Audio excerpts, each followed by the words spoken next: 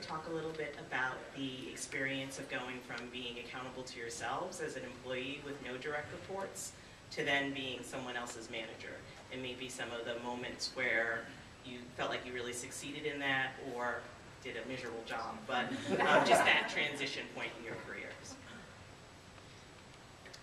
I can say, being a leader takes a different set of skills. When you're an individual contributor, you have set assignments. You just have to do that beautifully and deliver. Being a leader, you absolutely have your own job, and also you have to lead a function or a group or team, whatever you're assigned to. And there are days things are really, really hard, or maybe the company isn't doing well. You just had a meeting with Glenn. It was really a tough discussion, or it was spring end, and it's coming back to your office with a brave face and still kind of trying to keep this. I'm not saying you have to fake, but trying to lead with that calmness and confidence when you're feeling shaky and not so sure of what's going on. But it really helps me to just focus on. I have to lead this team. I have to kind of set aside my own personal, fears and my own issues aside, and you just got to continue to put on that brave face. And it's hard. It's not easy. When my team freaks out, I usually go into this really, I go into mode. I just stay really calm and let everybody just panic. And then, and they go, okay, she's that calm, things must be okay. And I hope my team agrees with me, and that helps too. I'm dying inside. But that's why I go for runs and I do other, stuff to have a drink or whatever you do. But it just takes that kind of skill set where you need to know when you can be truly let your hair down and when you have to lead and have that sort of brave, courageous front. But being sincere, you can't fake it either. When things are bad, you kind of say, guys, things are going to be tough this week. We're going to all have to work really, really hard. But let's show up with a positive attitude, and we can get it done. So I can tell you one thing. Often we tend to make the mistake between managing people and leading people. I think very different traits. One is about a skill that you can learn, and another is more of a gift that people have to really follow you. And it's a very tough question. You have to ask yourself the question, why should anyone follow you? And really spend some time internalizing that question.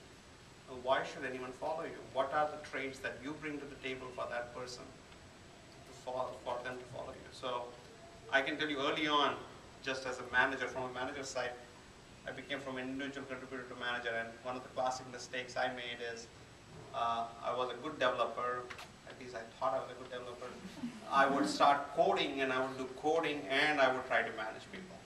And I'll try to take the toughest task and try to do the toughest task and as well as manage people. That doesn't work, right? So soon I was very difficult, and it was very tough for me to actually manage people. And it was like I had an epiphany at that time. Like, do I want to be a leader and a manager, or do I want to be an individual contributor? And you have to make that hard decision for everyone's career. You get to this point. I got to this point very early on in my career, but everyone gets to that point one way, and that's a big transition because suddenly you are no longer responsible just yourself for the results you produce. You have to work with the team and make sure your team is producing results. So the reward you get is seeing your team succeed rather than the instant gratification you get from seeing yourself succeed.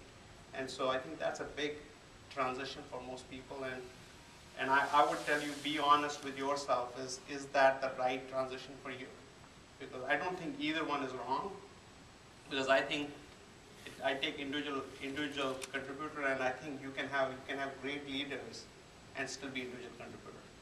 And there I see more around, if you have a unique gift to give, enhance your unique gift and then share that unique gift with others. And that's my way of thinking. And if you are an individual contributor, you enhance your unique gift. You are a developer, boy, really be the best at that and share that with others, because others will follow you if you are that. So that's my thinking in terms of at least how I think about leadership and how to lead.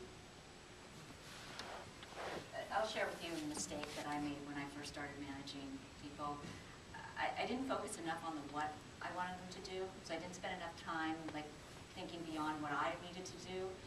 And so I focused on the how they did it. So I spent a lot of time saying, well, that's not how I would do it. This is how you need to do it. And I remember I was managing this guy, Ron, and he would sit in my office and literally take a pencil and jab it into the chair. And I realized that that was kind of a message that was kind of Russian. And so I'm like, what's up, Ron? And he's like, well, you know, why don't you just tell me what you want, not how you want it done. And it was a great, it was, you know, I'm good about hearing the feedback. But that was a really good thing that I just didn't really think about. I need to articulate what I want, and if the result is the result, and as long as the how isn't illegal, immoral, or you know, damaging to relationships, that I should just let him do it the way he wants to get there. That's good advice. That is great advice. I'll remember not to carry a pencil with me. It was good for both Ron and the chair. One of the, I don't want to call it like a professional epiphany. I mean, that sounds really grand. But one of the, I think, defining moments, this was almost maybe 8 years ago or so. I was talking to someone that worked for me, and I'm a feedback junkie, so I always ask for it. Kind of careful what you wish for, right? And this person said to me, I really love working with you, but I need you to teach me now. Like, I can figure out what I do, and you're my manager, so I kind of think you're my coach too, but you need to teach me now. So the way that I interpreted that, and it's kind of stuck with me now, it's definitely part of my DNA, and you know, whether it's work or friends, well, maybe not friends, definitely at home, is you make that leap from kind of delegating, right, coaching, but then you get to a place where you are incredibly responsible when you take on that leadership accountability to teach. And to teach others, because it's not about individual heroics at the end of the day. You can't, as a leader, say, well, I'll take care of it, it will all sit with me, and it'll get done, and it's going to be rocking. Well, what if you get hit by a bus? I mean, you know, if you haven't taught others what you know, that's hugely problematic and selfish, by the way. So it's a different way of thinking about, you know, how you progress in your behaviors, but it's also really important. The more and more you know and gain knowledge on, if you don't share it, it's kind of a crime, you know. So that was just a hugely defining moment for me, of really shifting gears and thinking about the impact that I can have on a person. It doesn't have to be hundreds of people, because, and I like to teach, you know, if you think about it that way.